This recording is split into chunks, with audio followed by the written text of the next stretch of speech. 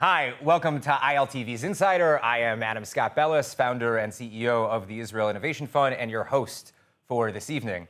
What's going on in the streets of the Middle East? Well, we are here to discuss all of that. And for tonight's hot topic, the future and the spirit of Israel post-judicial reforms.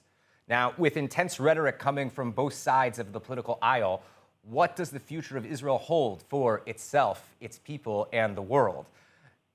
There have been ongoing protests in Israel over the last 3 months regarding the controversial judicial reforms. Proposed by the current government, the reform seeks to limit the powers of the Israeli Supreme Court, giving more control to the current government, which has led to concerns over the possibility of political interference in the country's judiciary system. Many legal experts and opposition politicians have criticized the reform, stating that it would undermine the independence of the judiciary and erode democracy in Israel. The protests have been met with an intense police crackdowns and multiple arrests, and the government has accused the protesters of incitement and violence, while many in the country have claimed that a civil war is coming. So much so that yesterday, Prime Minister Netanyahu agreed to halt the planned judicial overhaul in order to prevent a civil war, and so the country could celebrate the upcoming Memorial and Passover holidays as a nation of brothers. Tonight, we have two very special guests to discuss the situation in Israel. On my left is Ambassador of Goodwill, Tal Brody, and on my right is Deputy Mayor of Jerusalem, Fleur Hassan Nahum. Nahum, thank you for joining me today, both of you. Now, just a little introduction. Tal Brody is an Israeli national treasure who gave up on playing in the NBA to make professional basketball in Israel a globally recognized sport and program, helping place Israel on the map with professional sports. He was awarded Israel's highest honor, the Israel Prize, in 1979, and since 2010 has been serving as Israel's Ambassador of Goodwill. Fleur Hassan Nahum rose to prominence in the public eye after the recent municipal elections in Jerusalem, resulting in her becoming the deputy mayor of the city with portfolios in foreign relations, economic development, and tourism. Fleur is also the co-founder of the UAE Israel Business Council and the Gulf Israel Women's Forum. She's quickly becoming known as the greatest spokeswoman of the state of Israel. Tal, there has been nothing but doom and gloom from all sides since this judiciary reform has started. You've been in the country since 1965. So I have to ask you, is it all over, or are people starting to forget the context of Israel's problems over the last 75 years? I'm not sure if it's all over, but I don't think it's, as bad. It's a tough situation, and it's a sad situation for all of us living in Israel. But I think that we're, in all the years, 56 years I'm in Israel, Israelis like to extend their languages and shout out things a lot of times which they don't really mean, but they hear this is what people are shouting in the world. They see the television, they see what's happening in riots. And when I look at that, then all of a sudden I read in the paper that the United Nations, Israel was listed as the 4th nation in the world where the people are the most happiest to live in, and one of the 10 or 12 nations where it's the best to raise children. I think we're far from having a civil war, although that it's a shouting war. And when I see the demonstrations on the television, of course, the television always concentrate on where there's a little bit fighting between the police and the people that are extending themselves a little bit too much in the 500 or 600,000 people that were out there. But it's far from what we see when other places in the world, in France and South America and other places in Asia or in the Middle East, that we're not burning cars, we're not burning buildings. And it's not like when the Bulls won the championship. There have been incidents that are happening, but you have to take the proportion with the amount of people that were out there demonstrating. And it's beautiful to see the Israeli flags out there. And they're bringing the children and the guys with musicians. You don't see this. I mean, you saw children out there quite a bit. For sure. But the day after that Thursday, or those Thursdays, basically it was on a Thursday, I mean, if you go to Nachlat Benjamin Street and Rothschild Street, in the cafes, and you see Dizengoff Street, you see everything, all the cafes are filled. The same people on all sides are debating They're not throwing stones at each other. They're not knocking each other on the heads, but they're shouting. And let's say, from my part, every Saturday I'm with like what we call a parliament of friends, and we have all different opinions, and we speak, and then we go swimming or to the beach together. Fleur? I agree with Tal. I think in general, there's been a lot of hyperbole around this whole situation. There's been a politicization by the opposition who are angry that they lost the election. They look at the government and they see some extreme elements that I think bother most people. And then with that, the judicial reforms that were announced seem like too much. And I think the people, most of the people that were out there demonstrating had a very different idea of what these reforms would actually do and what issues they're trying to correct, what problems and challenges in our society trying to correct. When you hear the rhetoric, oh, it's the end of democracy. This is the last election. Are we crazy? We're talking about some reforms that will bring Israel to a point of like other democracies around the world. And when people talk about the fact that the government or the legislature want to control the judiciary, it's quite the contrary. What's happened in the last 30 years is that the judiciary has taken for itself too much power, so much so that the Supreme Court president has more power than a democratically elected prime minister. Or even a minister in some. Or even a minister. And so we have to ask ourselves, what happened and what problems is it causing? So when you look at the problems of the government, any government, judicial review, I mean, I'm a trained lawyer. Judicial review is very important. The Supreme Court, an independent Supreme Court, is extremely important for the checks and balances of any good democracy. But ultimately, a Supreme Court that gets involved in administrative governmental decisions, like we found gas. We have to now convince the Supreme Court to let us take the gas out of the seabed? So Why? Do you feel Why is this a judicial review decision? It is not. It is a governmental decision, an administrative decision that the judges feel that they can get involved in, and they gave that power to themselves. They defined the scope of their own power. So listen, the one thing that I'm getting from both of you is that it seems like there is a lot of things that the public completely agree on when it comes to these reforms, but then at the same time, there's kind of elements in both extremes on either side that are misrepresenting it. Would you guys agree with that? Well, I would say a good example is that tonight we have a basketball game against Italy. There's going to be 11,000 in a standing room only stadium. Okay. Maybe a majority of those people were on all sides marching or watching on the TV, all different political opinions, but the same as war and the same as battles and the same as coming to a basketball game, everybody's going to be rooting for the same team. Everybody knows our history. Thousands of years of being thrown out of Judea and Samaria, or all of, where Jews came together. Thousands of years injured, and whatever happened to the Jewish communities.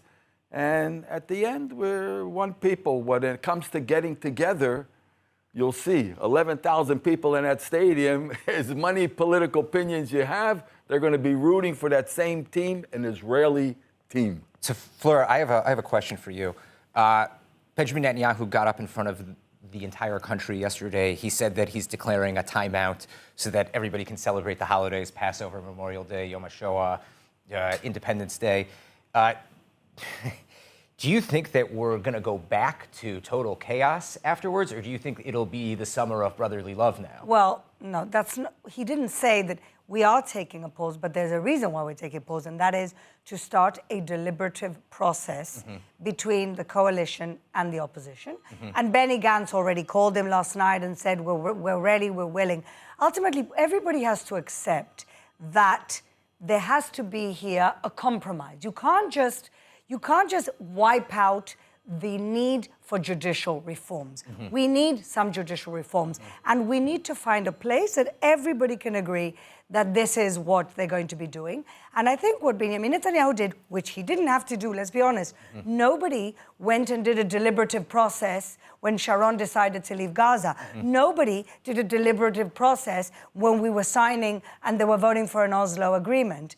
The government is under no obligation to consult the opposition about governmental decisions, but because of the crisis that it's caused, and because of that feeling that people have of panic, Benjamin Netanyahu did the right thing and said, this will not get to a point of civil war. We are going to start a deliberative process.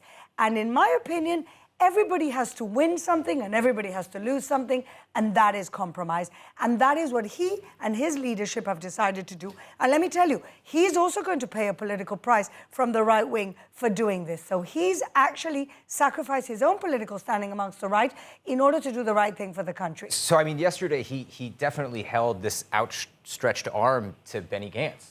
And I didn't find that surprising, but what I do find really surprising is that the big opponent in this entire situation has been Yair Lapid.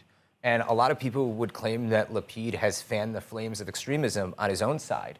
And what I'm wondering is where does the situation now stand? Because Gantz is not Lapid, okay? Bibi is not Gantz, and vice versa. We're looking at a complete possible political overhaul in the next 6 months. The polls are showing a gigantic boost for Gantz after Bibi's speech. So is this the end of Benjamin Netanyahu's tenure? I mean, like, has his legacy been blackened or darkened in some way because of this? Because I would think that people are now claiming like he is the prime minister that almost oversaw the end of Israeli democracy. Obviously, that's a little, it's a lie. So let's start with that. It's a complete lie and it's a fabrication, fabricated by the opposition in order to malign this man. Look, you have to understand that most of the people that are protesting are the same people that were protesting 2 years ago with the Prime Minister movement. It's the same people, it just got bigger because they managed to convince the rest of the country that democracy was at risk. But it's the same people that don't want Netanyahu. They can't get rid of him in the poll. They can't get rid of him in elections. So let's see how we can get rid of this man. And that's really what's behind a lot of what we're seeing. But ultimately... So wait a minute, is this not about the judicial reform then? I don't think is it's this the more only thing about it's about. unseating Netanyahu? I mean...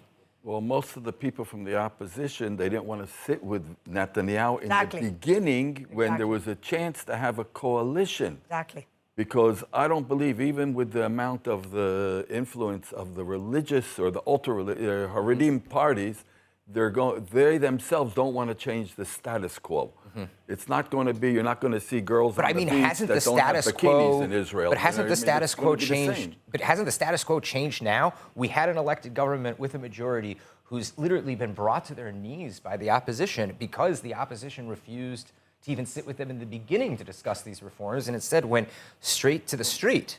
Benny Gantz himself said that 80% of the people do believe you need judicial reforms. Many of those people that were marching don't really understand what it means, the judicial reforms, as Flair So explained. you both agree that the majority of the people don't really understand what they're protesting. Benny Gantz and Reichman and Gidon Saar wanted to do the same Exactly. changes. Right. Alan You don't So know. for Dershowitz. 20 years, people have been talking Saar about this. was an outspoken proponent of reform. Zev Elkin wrote half of these reforms with Yariv Levin.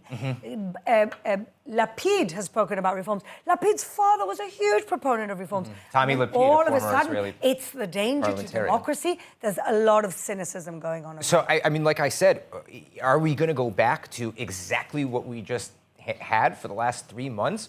Or is something going to change? Because, I mean, even Lapid said we will celebrate separately for Independence Day, which is a very extreme thing to say in the Israeli political landscape. We haven't heard language like this since Rabin was assassinated. I mean, is it Bibi's fault? Is it Gantz's fault? Is it Lapid's The one fault? who's paying for this in terms of electorally is Lapid.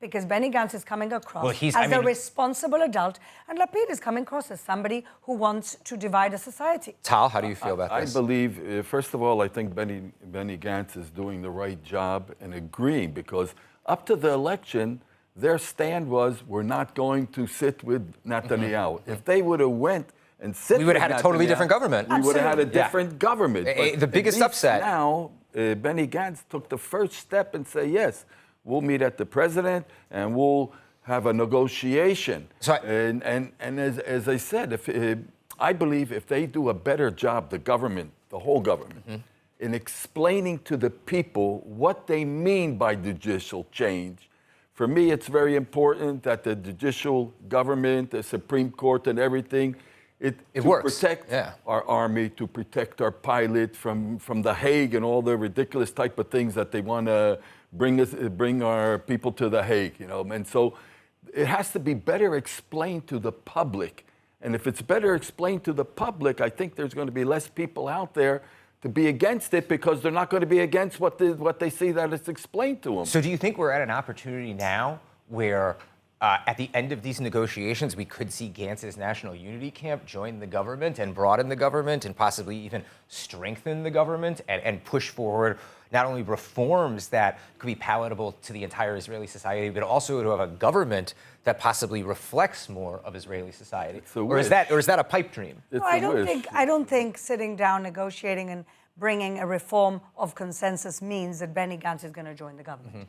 As somebody like me, as an Israeli like myself, I would love to see that happen. I think that Netanyahu would have loved to have seen a wider government. He always created wider governments, and he is somebody who believes in bringing in wider governments. He was cancelled by Lapid and Gantz. No, every single member of the government is saying that they are the Likud, not Bibi, but the Likud, and Likud politicians are all being blocked or canceled is the word that they're using. It's cancel. It's a cancel culture that is. It's a political cancel culture. Absolutely, it's cancel culture. We won't sit with Bibi. Why?